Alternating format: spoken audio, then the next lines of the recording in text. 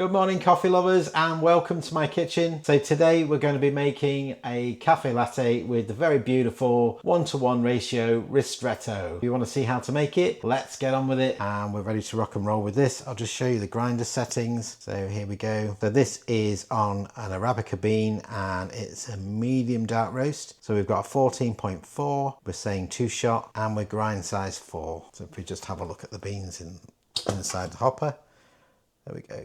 So this cafe latte is with a ristretto shot, and I'm just going to grind exactly the same as I would normally do for an espresso, exactly the same settings as I showed you just before. We create that ristretto shot by reducing the amount of time that the extraction process goes on for. So we're creating that 1-to-1 ratio, 18 grams in, 18 grams out. And that's going to make a massive difference to the flavour of the coffee. So level, tamp and wipe, that's something that you need to remember every single time. I'm going to use the dosing funnel that came with the coffee machine. I don't tend to use it with the coffee machine, but I find it's really helpful as a guide. So you can see there, I've just put a picture in the corner from the Sage Appliance website there. I think they're about £15 if you've not got one, but they're really good as a guide, so that when you're tamping, you're making sure that it's really level.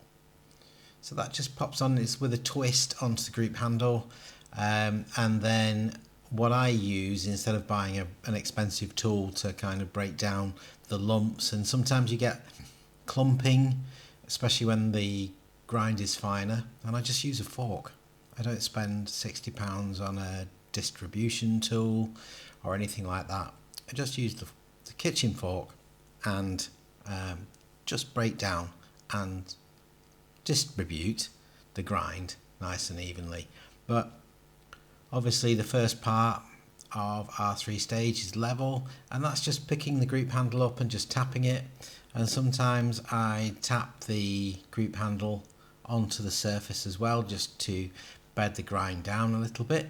So when you're leveling, it's just by tapping the side of the group handle just to see the grind inside the portafilter there leveling out. Once you feel that it's level enough, you can tamp, and I always give it a really good hard tamp with a twisting motion, pushing down, lots of pressure, and make sure that this is what you do every time. Once you get into the swing of it, always use the same pressure, and then when I've finished, I just spin the tamp just a little bit, just to smooth the surface off. And then you can see then that there's a good gap between the top of the grind and the top of the portafilter, so we're not binding against the coffee machine. The last stage is wipe, and we're just wiping off any residual coffee grind that's got onto the group handle, so that we're not pushing a lot of grind up into the machine, and we don't want it there. Now, I think one of the most important things to remember as well is once you've done your 3 stages, you're good to go, but don't bang your group handle against anything, because you're going to dislodge the grind, and when you dislodge the grind, you're not going to get a good espresso, ristretto, or any other shot. Right, let's get this shot going. So first thing I'm going to do is pop the group handle onto the machine. I've got my scales set up there, and I'm on a 0 at the moment, and then I'm going to add my espresso cup or my coffee cup, depending on which way I'm doing it, and then I'm going to need to 0 those down again, just to make sure that this says 0 with the weight of the cup on it, so that when I dispense, I'm making sure that I'm going to get the 18 grams. So at the moment showing 0, I'm going to put the coffee cup on, reset. Now I'm dispensing straight into the cup, because what I want to do is create a cafe latte, and in the cafe latte the shot goes in the bottom, the same as it does with flat white, cappuccino, with cortado, macchiato, anything like that. With a normal kind of latte, a latte macchiato that you would get from like Costa Coffee or maybe Starbucks, then the shot would go in the top. So in order to create our ristretto, I'm going to press the program function, I'm going to press double shot, and then when I do, it starts to dispense, and as my grams go up, I'm going to knock it off. When we get to 18 grams, well, I'm going to knock it off a little bit before, probably 16 grams, so that the water inside the machine there, inside the group handle, dispenses through. Then we're going to be hitting those 18 grams. Let's go.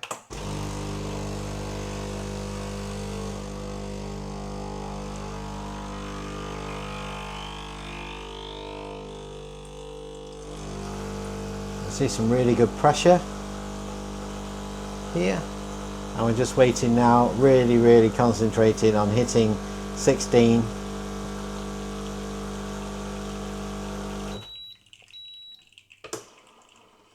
We're slightly over, but we're okay, we can live with that. And there we go. Beautiful ristretto.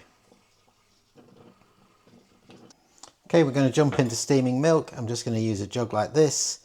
I'm going to use the thermometer on the jug just so that I can keep an eye on the temperature. I've got to put some milk in here, so I probably need around about 200 ml. It's only a 12-ounce cup.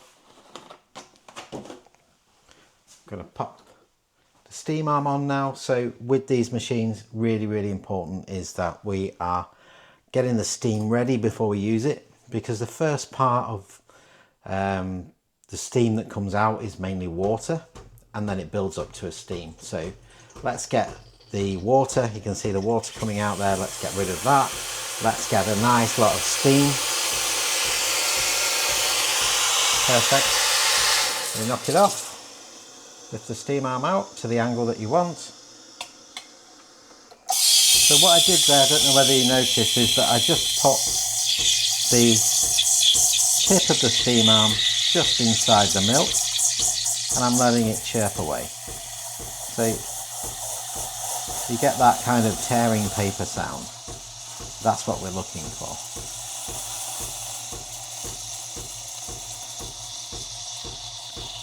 And if we can take the steam arm off of the side of the jug, that really helps you to well position it. We're looking to get to 120, and that's degrees Fahrenheit. Not looking for any more than that, because what we don't want to do is over steam the milk.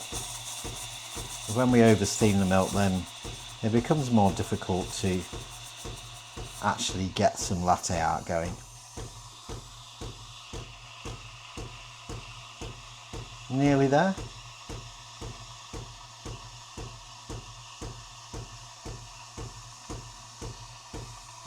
There we go, 120. And with this machine, as soon as I turned that off, I just had to wait. And the reason that I had to wait was the steam arm is still running when you turn it off, and it takes a couple of seconds. And if you pull it out straight away, then you're going to get a load of steam blowing through that top layer of microfoam, and it just totally wrecks it. But I can show you here. Here we go. Absolutely lovely, silky, shiny milk, and they keep spinning it because it's called surfing. It's not because we want to look flash, it's because we don't want the milk to clump in the middle, and then it's not as effective. Okay, so the next thing we do before we finish with the coffee machine is that we wipe the steam arm, we get that milk off, and then we purge it, which basically means switching it back on again. And we're purging it so that we're making sure that no milk has gone up inside the steam arm during our process. There we go. And it just blows out any milk. Okay, so we've got our beautifully steamed milk, we've got our ristretto shot, and now what we've got to do is put the milk on top of the shot and create that beautiful cafe latte. So I'm just going to spin the shot round, and the reason I'm doing this is I want to create some nice marbling. I'm going to spin the milk there, I'm going to tilt the cup, tilt the jug, and bring the two together. I'll spin around a couple of times, and we see that marbling, and then I'm going to add, there we go, I'll just get rid of that.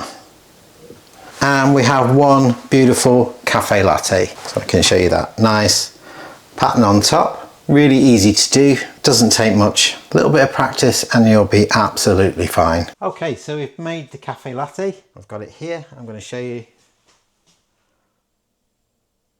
Little pattern on top there, bit of a floret on top there. Really nice microphone. Let's give it a try, because the ristretto is a totally different shot to a double espresso. So you're taking that kind of sourness out of the equation. You've got a really intensely flavored ristretto, very sweet, and it gives a totally different flavor to the coffee, especially when you're making something like a flat white or a cafe latte. Let's give it a go. Oh yeah, that's beautiful. Anybody will be happy to pay good money for that in a cafe. Thank you for joining me on my cafe latte journey. If you've enjoyed watching this video, I'd really appreciate it if you subscribed. It'll give me a massive boost to be able to keep on creating content. So thank you for watching. I hope you enjoyed it. I certainly enjoyed making it, and I will see you again next time, guys.